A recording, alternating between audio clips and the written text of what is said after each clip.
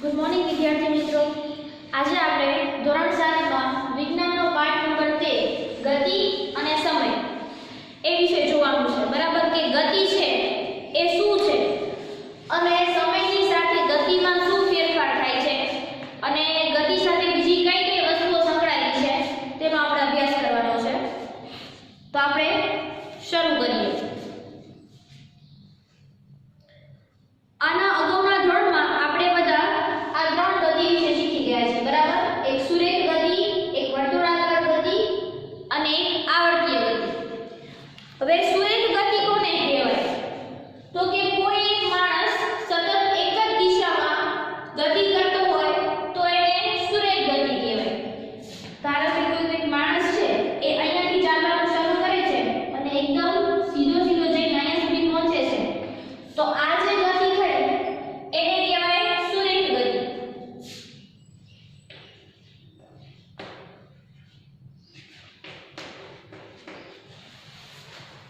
હવે વાત કરીએ વર્તુળાકાર ગતિ। તો આપણે મેળો આવે ત્યારે ચકડોળમાં બેસીએ અને ચકડોળ જે ગોળાકાર ફરે છે એ છે વર્તુળાકાર ગતિ। એવી જ રીતે પૃથ્વી છે એ સૂર્યની આસપાસ ફરે છે, એ જે ગતિ છે એ પણ કેવી છે? વર્તુળાકાર ગતિ।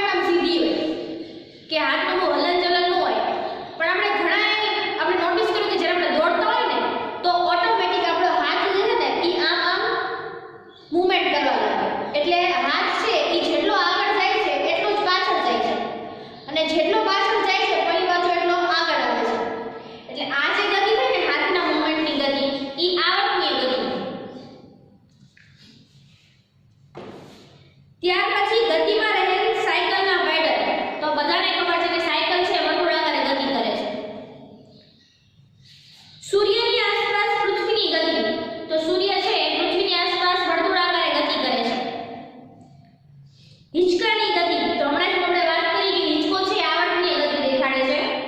અને લોલકની ગતિ, લોલક પણ છે હિંચકા જેવો જ છે, એક દોરી વડે દડો જેવો હોય કે બાંધેલો હોય, એ આ સાઈડ જાય. લોલક એટલે ઘણી તમે ઘડિયાળ જોઈ હોય ને ડંકા વાળી, જેમાં નીચે આ પ્રકારનું કંઈક હોય, આ ઘડિયાળ હોય અને નીચે આવું લોલક આપેલું હોય કે આ ફરતું હોય, આમ જાય ફરી પાછું આમ જાય પાછું આમ આવે. આ જે ગતિ થઈ ને એ પણ કેવી ગતિ થઈ? આવર્તનીય ગતિ. આપણે સામાન્ય અનુભવ કરેલો છે કે કેટલાક પદાર્થોની ગતિ ધીમી અને કેટલાક પદાર્થોની ગતિ ઝડપી હોય. કે ઝડપ છે ને બધાની અલગ અલગ હોય, કોઈ ખૂબ ઝડપથી ગતિ કરતું હોય અને કોઈ ખૂબ ઝડપથી ન પણ કરતું હોય. કોઈ બે વિદ્યાર્થીઓ હોય, બે ફ્રેન્ડ, એ ઘરેથી સ્કૂલે આવતા હોય, રસ્તો બંને એક જ હોય, સાયકલ પણ બંને આગળ સરખી જ હોય, પણ એક 5 મિનિટમાં પહોંચતું હોય તો એક 7 મિનિટમાં પહોંચે, બરાબર? એટલે ગતિ છે એ બધાની કેવી હોય? અલગ અલગ હોય. આપણે જાણીએ છીએ કે કેટલાક વાહનો અન્ય વાહનો કરતા વધુ ઝડપથી ગતિ કરતા હોય છે. વળી કોઈ એક વાહન પણ જુદા જુદા સમયે ઝડપી કે ધીમી ગતિ કરતું હોય છે. નોર્મલી આપણે રોજ જે ગતિમાં જતા હોય અને ઘણીવાર આપણે એમ થાય કે ના આજે મારે મોડું થઈ ગયું છે, તો આપણી ઝડપ શું થઈ જાય? વધી જાય છે.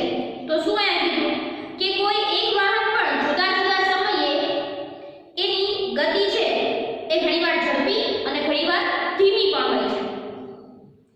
સુરેખ પથ પર ગતિ કરતા 10 વાહનોની યાદી બનાવો, તેમને ધીમા કે ઝડપી ગતિવાળા સમૂહમાં ગોઠવો અને તમે કેવી રીતે નક્કી કરો કે કયું વાહન ધીમી કે ઝડપી ગતિ કરે છે? જો વાહનો સુરેખ રસ્તા ઉપર એક જ દિશામાં ગતિ કરતા હોય તો આપણે સહેલાઈથી કહી શકીએ કે તેઓમાં કયું વાહન બીજા વાહન કરતાં વધુ ઝડપથી ગતિ કરે છે. હવે તમને પાઠ્યપુસ્તકની અંદર એક આકૃતિ આપેલી છે અને એક બીજી આકૃતિ આપેલી છે, જેમાં તમારે નક્કી કરવાનું છે કે કયું વાહન છે એ ઝડપથી ગતિ કરે છે. તો જે વાહન આગળ હશે એ વાહન કેવું હશે? ઝડપથી ગતિ કરતું હશે. તેમાં કેટલાક રોડ પર કોઈ એક જ સમયે એક જ દિશામાં ગતિ કરતા કેટલાક વાહનો બતાવ્યા છે. હવે તેમાં જે વાહન થોડા સમય પછીનું સ્થાન બતાવેલું છે, આ બંને આકૃતિમાંના તમારા અવલોકન પરથી તમને કેટલાક પ્રશ્નો પૂછેલા છે. આ બધામાંથી કયું વાહન સૌથી ઝડપી ગતિ કરી રહ્યું છે અને વળી આ બધામાંથી કયું વાહન સૌથી ધીમી ગતિ કરી રહ્યું છે? આપેલ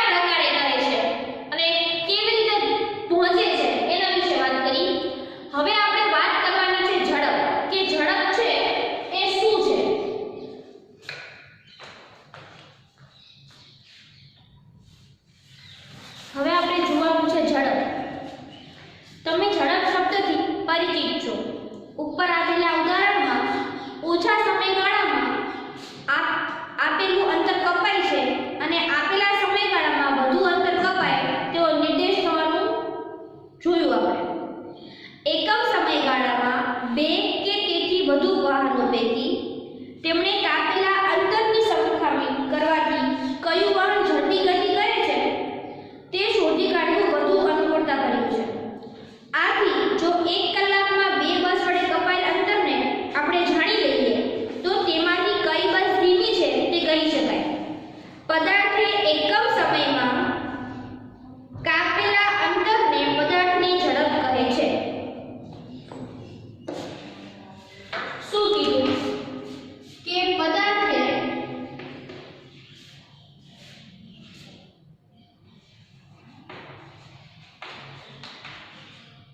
એકમ સમયગાળામાં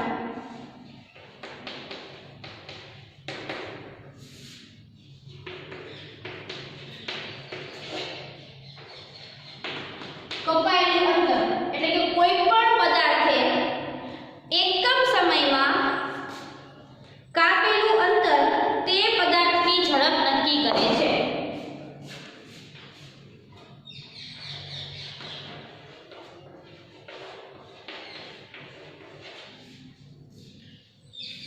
હવે શું કીધું છે તમને કે જ્યારે આપણે કહીએ છીએ કે કારની ઝડપ 15 કિમી પ્રતિ કલાક અંતર કાપે છે, આ કાર 1 કલાકમાં 50 કિલોમીટર અંતર કાપશે, બરાબર। 15 કિમી પ્રતિ કલાક।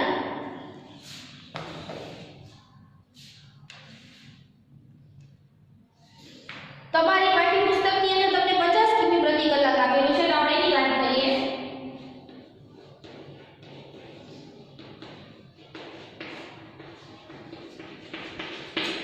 નોર્મલી જ્યારે આપણે લખતા હોય તો આમ લખીએ 50 કિલોમીટર પ્રતિ અવર। એનો મતલબ એમ કે 1 કલાકમાં 50 કિલોમીટર અંતર કાપે છે પ્રતિ કલાક, અને વંચાય શું કે 50 કિલોમીટર પ્રતિ કલાક। આ જે દિશાની છાડ એને કહેવાય પ્રતિ, કે 1 કલાકમાં છે વાહન છે 50 કિલોમીટર અંતર કાપે છે। વાસ્તવમાં તે ધીમેથી ગતિ કરવાનો પ્રારંભ કરીને ત્યારબાદ તે ઝડપ પકડે છે। આથી જ્યારે આપણે કહીએ છીએ કે કારની ઝડપ 50 કિમી પ્રતિ કલાકની છે ત્યારે આપણે સામાન્ય રીતે 1 કલાકમાં સમયગાળામાં તેણે આંતરેલું અંતર ધ્યાનમાં લઈએ છીએ। 1 કલાક દરમિયાન કાર અચળ ઝડપથી ગતિ કરે છે કે નહીં તે બાબતની આપણે ચિંતા કરતા નથી। અહીં મળેલી ઝડપ ગણતરીએ વાસ્તવમાં કારની સરેરાશ ઝડપ દર્શાવે છે। હવે આપણે જે સૂત્ર આજે જોયું કે એકમ સમયમાં કોઈ પણ પદાર્થે કાપેલું અંતર એને ઝડપ કહે છે, તો હવે ઝડપનું આપણે સૂત્ર તારવીએ।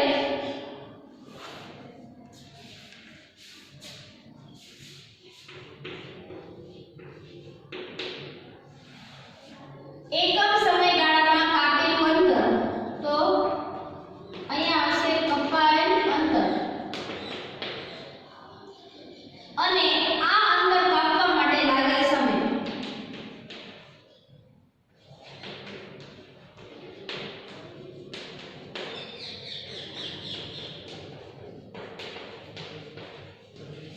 જો ટૂંકમાં લખવું હોય તો અંતરના છેદમાં સમય, કે કોઈ પણ પદાર્થ છે કે કોઈ પણ જે ગતિ કરતું વાહન છે એ આટલા સમયમાં કેટલું અંતર કાપે છે ને એ પદાર્થની ઝડપ નક્કી કરે કે ભાઈ આ પદાર્થ છે એ ઝડપી આટલું છે।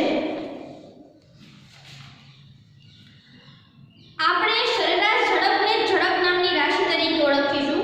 આથી આપણે કાપેલું અંતર અને તે માટે લાગતા સમયનો ગુણોત્તર એ ઝડપ છે। હવે તમને એક કોષ્ટક આપેલું છે, એની અંદર તમને નિયમિત ગતિ અને અનિયમિત ગતિ કોની કહેવાય તેનું વર્ણન કરેલું છે। તો રોજબરોજના જીવનમાં લાંબા અંતર સુધી કે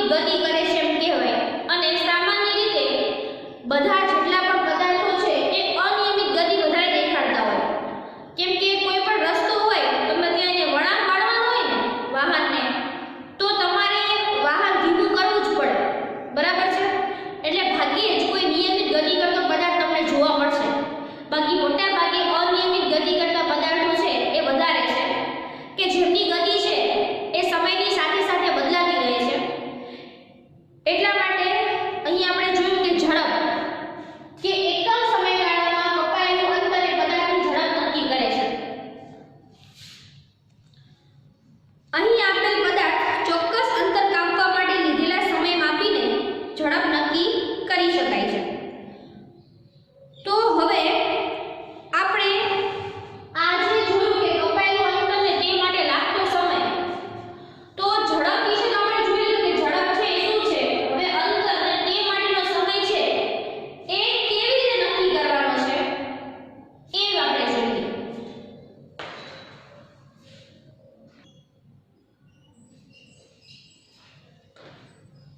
તો અહીં આપણે જે ઝડપ જોઈ હવે એના એકમની ચર્ચા કરી લઈએ કે ઝડપ એટલે અંતરના છેદમાં સમય,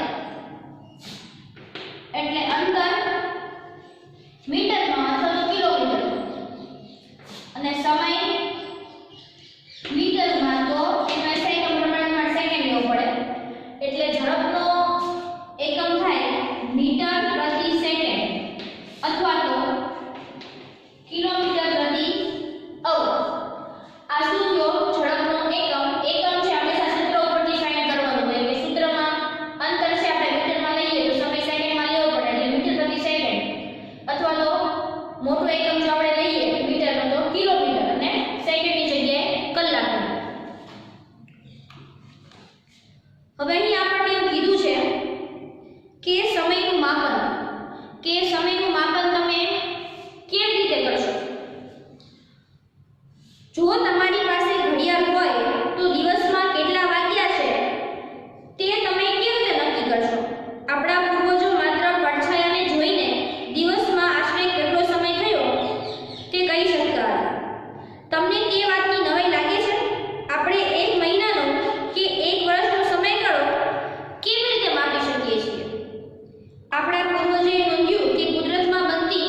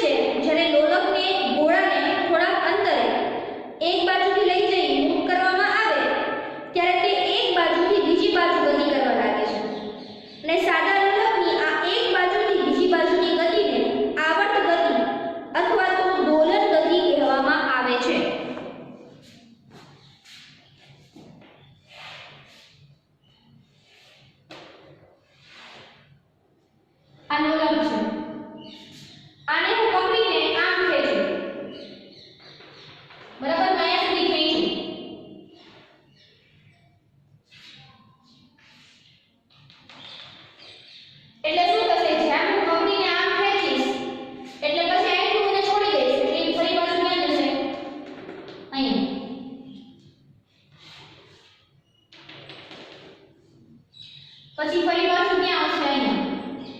એવી રીતે તે જે સ્થાનેથી શરૂ થાય છે તે સ્થાને ફરી પાછું આવે છે. તો અહીં તમને કીધું છે કે એક બાજુથી બીજી બાજુની ગતિ આવર્ત ગતિ છે.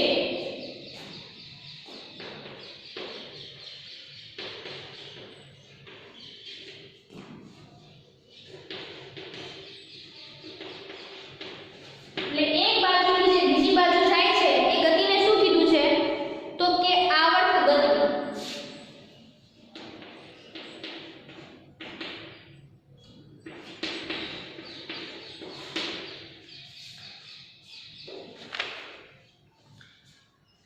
હવે તમને આકૃતિમાં દર્શાવ્યું છે કે લોલકના મૂળભૂત સ્થાને જે સ્થિર છે આપણે એને ખેંચીને એક જગ્યાએથી મૂકીએ છીએ એટલે શું થાય છે ફરી પાછું તે ધ્યાનથી આવે છે. જ્યારે લોલકનો ગોળો તેના મૂળભૂત સ્થાન ધારો કે આ મૂળભૂત સ્થાનને આપણે O નામ આપીએ. O થી શરૂ કરીને A સ્થાને આવ્યા બાદ B સ્થાને આવીને O સ્થાને પાછો આવે છે. એટલે O સ્થાનેથી શરૂ કરીને એ A સ્થાને આવે અને અહીંયાથી પાછું ક્યાં જાય B ને ફરી પાછું ક્યાં આવે O સ્થાને. તો ત્યારે લોલક એક દોલન પૂર્ણ થયું તેમ કહેવામાં આવે છે.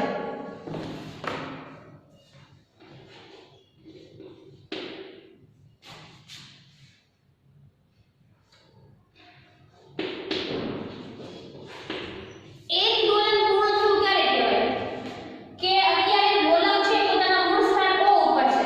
જ્યારે હું એને ખેંચીને એક સ્થાને લઈ જાઉં છું અને હું એને મૂકું છું એટલે ફરી પાછું B સ્થાને આવે છે. એટલે અહીંયાથી શરૂ કરીને એ O થી શરૂ કરીને એ A આવે છે અને A થી ફરી પાછું એ B એ જાય છે અને B થી ફરી પાછું એ પોતાના મૂળ સ્થાને પાછું આવી જાય છે. તો આ જે એણે અંતર કાપ્યું ને એને એક દોલન કહેવામાં આવે છે. વળી